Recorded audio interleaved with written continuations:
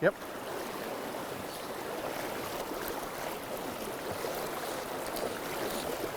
Oh, nice little one there. There's a lovely little bit of water just behind that tree. And I'll just get our net out. Get him in. And a lovely little fish. I'll just bring him over. A bit different to the last one we got was a brown. And this is a rainbow. And they're quite often very aggressive feeders. And lovely little fish just the same. Again, we might not mount this one either, but size isn't everything. And that's the log where you can see it just diverts a bit of the water flow. And that's what's going to hold up a good little position for the fish where it can stay in there out of the main current, but all the food's deflected to him as well. So a great little area, and that's what it pays to do when you're walking up a river, to look for places where, if you're a lazy trout, where would you sit? And that's certainly where they'll be.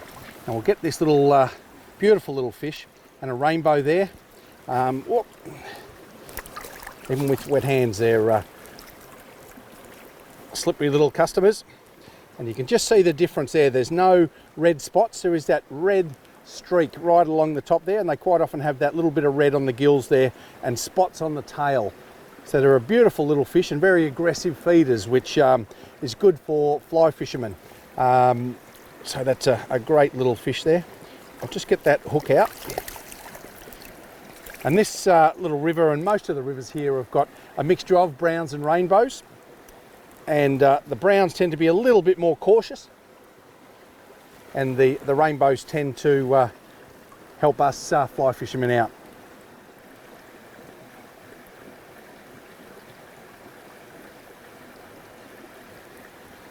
And we can let this little fella grow up to be big.